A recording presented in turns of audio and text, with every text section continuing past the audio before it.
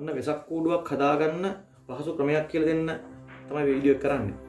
ඉතින් මේ අපේ වැඩිහිටි නම් දන්නවා ඉස්සර කාලේ වෙසක් කූඩුවක් හදන්න අපි උණපටි නැත්නම් බට කෝටු අරගෙන බලලා මේ වගේ ගන්න කෝටු ගැට ගහන්න පාවිච්චි කර ඔට්ටපාලු කියලා જાතියක්. දැන් ඉන්න ළමයි නම් ඔට්ටපාලු කියන්නේ මොනවද කියලාත් දන්නේ නැතුව ඇති. ඔට්ටපාලු කියන්නේ රබර් ගස් වල කිරි කැපුවට පස්සේ ඒ කපන අර පිහි පාරට අර ඒ කිරි බේරන තීරුව ඉතුරු වෙන මේ වගේ රබර් පටියක්. ඒක වේලුණාට පස්සේ ගලවලා ගන්න පුළුවන්. මෙන්න මේ වගේ රබර් පටියක් තමයි එන්නේ. මේ තියෙන්නේ ඔට්ටපාලු නෙමෙයි. එතකොට මේ පටිය හොඳට ඇදෙනවා. ඒක අරගෙන තමයි ඉස්සරදී වෙසක් කූඩු හැදුවේ මේ පුංචි කාලේදී. ඒ කියන්නේ දැන් ඉන්න වැඩි හිටියෝ. ඉතින් මේ දැන් ගොඩක් වෙලාවට වෙසක් කූඩු හදන්නේ නැහැ. කඩේ තියෙන ප්ලාස්ටික් කූඩු ගේන්නේ නැත්නම් අර ප්ලාස්ටික් ෆ්‍රේම් එක ගෙනල්ලා කූඩුවක් හදා ගන්නවා. ඉතින් නමුත් අර අපේ පැරණි ක්‍රමයට උණගස් වලින් වෙසක් කූඩුවක් හදන කෙනෙකුට ලේසි ක්‍රමයක් තමයි මෙන්න මේක. මේ කියලා දෙන්න යන්නේ.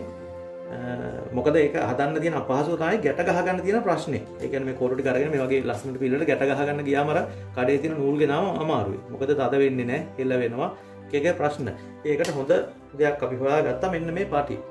මේක දන්නවා ඇති මේ තමයි අර කුරුඳු කෝටු හන්දි කරාම අර තද වෙලා තියෙන ගැට ගහන්න දැන් කඩින් ගන්න තියෙන රබර් පාටි. ඒක එකෙන් පස්සේ අයින් කරලා දාන කුරුඳු කෝටු ලිව්වට පස්සේ මේව ඕන තරම් අදින්න පුළුවන්.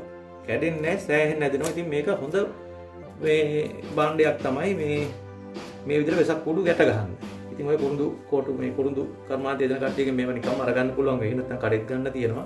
මේකෙන් අපිට බොහොම ලේසියෙන් වෙසක් කූඩුව ගැට ගහ ගන්න පුළුවන් ලස්සනට. ඒ වගේ කෝල් හොඳට හෙලවෙන්නේ නැතිනම් හොඳට තද වෙනවා. මේ එක පටියකින් මේ මම ගැට ගහලා තියෙන එක පටියකින් තමයි වටේම ගැට ගැහුවේ. කප ඉන්න දෙයක් නෑ. උඩ තරම් ඇදෙන නිසා මේ ගැට ගහගෙන යන්න පුළුවන්. ඊට පස්සේ දැන් අපිට මේක වෙසක් කූඩු ඉතුරු කොට හදාන්න ගියවත් මේක හරි ලේසියි. දැන් මෙහෙම එහෙට මේ එකට උනත් මේක අර ඇදෙන නිසා මේක ඕන විදිහට අපිට හැඩ කරලා ගන්න පුළුවන්. දැන් කොටු තුනක් ගැට ගහලා ඉවරයි. දැන් ඊළඟ කොටුවට යද්දිනුත් මේක කොහොම ගැට ගහගත්තත් අපි අර ඔට්ටපාල වලින් හදනකොටත් අපිට ඒ කාලේ තිබ්බ ලේසියත් ඒකයි. මෙන්න මෙහෙම තියලා ටක් ගාලා අපිට මෙන්න මෙහෙම මේ විදිහට මේ කුරුඳු බඳින මේ රබර් පටියක් ගත්තා. මෙහෙම තියාගෙන මේක කොහොම ගැට ගහගත්තත් අවුලක් නැහැ. මොකද රබර් පටිය ඇදෙන නිසා අපිට අතින් කරකවලා මේක හදාගන්න පුළුවන්. මේක තව කෙනෙක් පොඩ්ඩක් සපෝට් එකට ඉන්නවා නම් මේක තවත් දේශීයම කරගන්න පුළුවන්. එක්කෙනෙකුට අල්ලගෙන ඉඳි මේ මොතාගෙන ගිහිල්ලා මේක අර පටිය ටිකක් දිග නිසා තමයි චුට්ටක් කරදර මේ රබර් පටිය දිග නිසා ඊට කොට පටියක් පාරට ගත්තොත් මේක බොහොම ඉක්මනටම ගැට ගහ ගන්න පුළුවන්. මෙන්න වට දෙයක් විතර දාලා මේක පොඩ්ඩක් අද කරගත්තා ඉතින් මොකද මේ රබර් පටිය හරිම ශක්තිමත්. අර කුරුදු කර්මාන්තයේ දෙන කට්ටිය දන්න මේක කොච්චර හයියද කියලා. කොටු ගැට ගහලා අද කරලා තියන්න පුළුවන්. අතන ගැටයක් ගහන්න ඕන නිකන් මුට පැටලුවත් ඇති. මොකද එතන ගැට ගහලා ඉවරයි. ඊට පස්සේ ආයෙ මේක කපන්න ඕනත් නැහැ. මේක මේ ඇදගෙන ගිහිල්ලා මේ ඊළඟ ජොයින්ට් එකට ගත්තා. එහෙම කළා. මේක තියාගත්තා. දැන් මේක මෙහෙම ගැට ගහගෙන ගියා. හරිම ලේසි. මේක තද වෙනවා සුපිරියට. ඉතින් ඔය වෙසක් කූඩු හදන්න කම්මැලි වෙන හේතුවක් තමයි මෙන්න මේ ගැට ගහන්න තියෙන ගැටලුව. ඉතින් ඒකට විසඳුමක් විදිහට තමයි මේක හොයාගත්තේ මෙන්න මේ රබර් පටි.